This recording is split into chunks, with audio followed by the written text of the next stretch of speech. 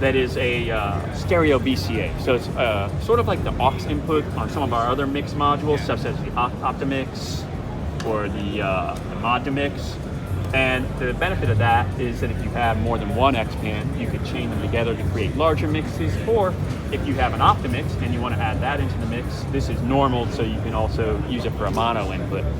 And then the result is that you have a small little stereo mix that you can then feed into the rest of the patch. For example, it could go into, in this case, the mimeophone.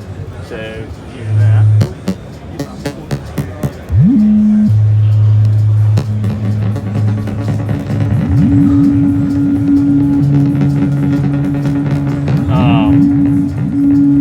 Now I believe I have something on. Oh, I have a morphogene on this channel.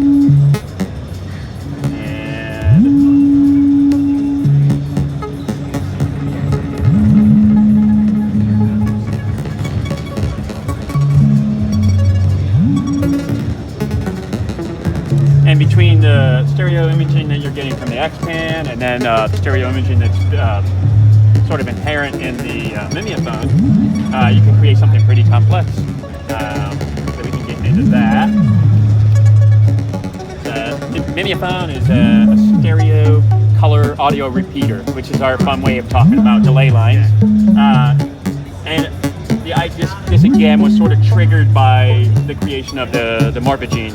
Morphogene being stereo, we wanted a way to do some stereo digital signal processing further of sounds that we were creating with this. So we have two delay lines, one for the left channel, one for the right. And using the skew functionality, we can skew them so that they're happening at different times.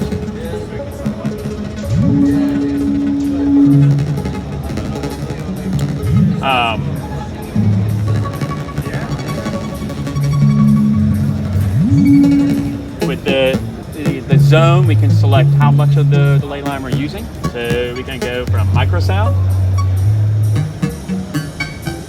This is comp filter. To note length. All the way up to phrase length.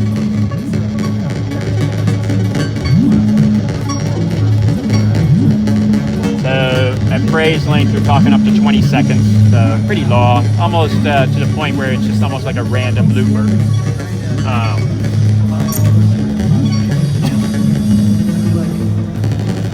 Repeats go from 1 to infinite. And with infinite, what we mean is that we're taking it to the point of saturation, so the gain is higher than 1. So. A bit like a tape effect, tape delay. Exactly. Yeah.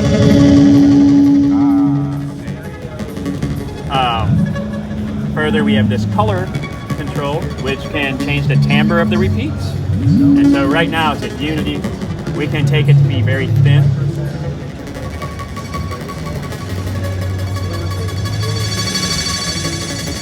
Or we can make it very dark.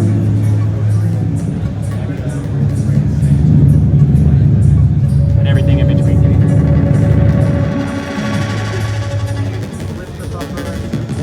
And then further, we have the halo control, which smears the sound so that those repeats and that feedback can become very smeared around the edges. Sounds a bit like reverb, like an additional reverb. Yeah. What makes it a little different is that these three parameters, repeats, halo, and color, are all sort of connected in a way, so that adjusting color is going to have a great deal of effect on both repeats and halo. Adjusting halo is going to have an effect on the repeats, and so on. So these three parameters, they definitely work together. So it's not just like a chain of processes.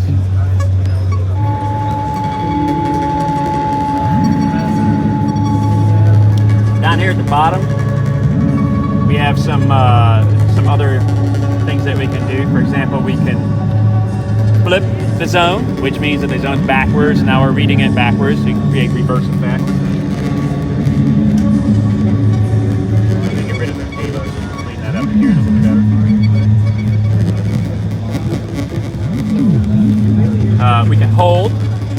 What that does is it stops putting new sound into the zones, and whatever's there just stays forever. We can then process that with the parameters. So, for example, bring some halo in.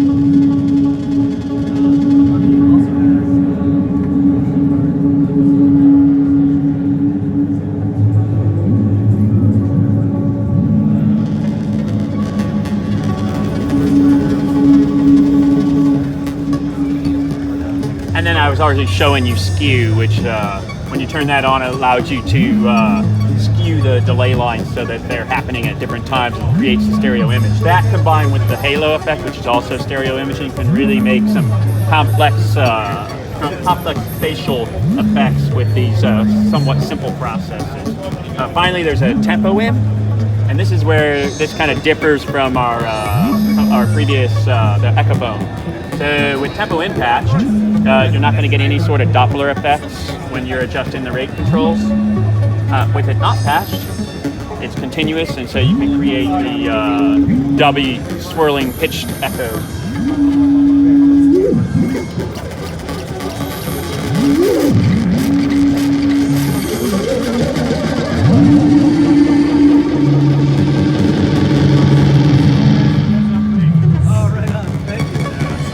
Very fun to have it synchronized because it allows you to take a somewhat simple rhythmic pattern and jumble it up and create more complex rhythmic patterns, because if you're modifying the ratio of the rates, the repeats are going to be coming at different times depending on what part of the sequence that you're in. The other kind of fun thing is with zone, you can take it from microsound to phrase length to note length. So you could have two notes in a sequence that were being almost comb filtered, and then by voltage control, you could take it to having those next two notes that's be. That's voltage control as well. Yeah, everything is voltage control. Yeah. So here, for example.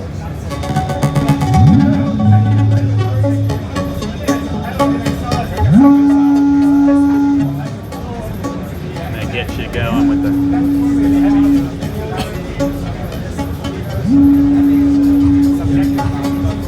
See if I've got a clock here. Here we go. This would probably be a good one. We can have part of it in microsound.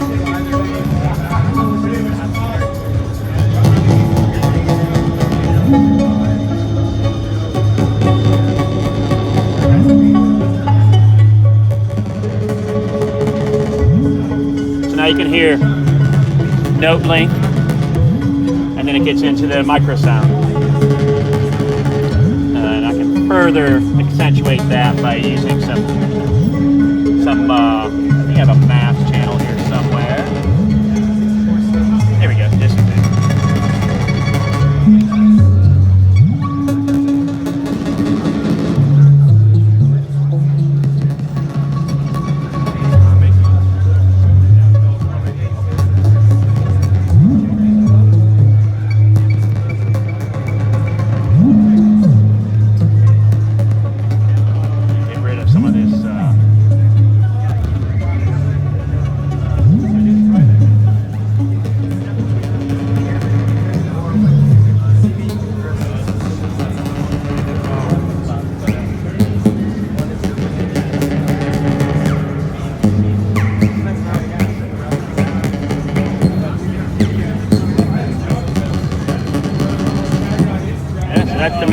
Finally, we have this XO down here, another utility module that was kind of triggered by all these stereo developments. It's a very simple stereo, two-channel stereo mixer. Each channel has a level control. Both channels are normal, so that if you want to use them for mono, you patch to the top only, the left only, and you get the same sound in both left and right. And then we have a line out, that's line level, so it takes your module level and ships it back down to line level. And also the tip, so that's dual stereo, so you got dual mono stereo where you got left and right on separate cables. Then we also have a TRS output that's capable of driving headphones. It's the same high quality amplifiers that we used in our CV bus case and the Rosie module. So they have a lot of, they can push a lot of current out to your headphones, get nice and loud.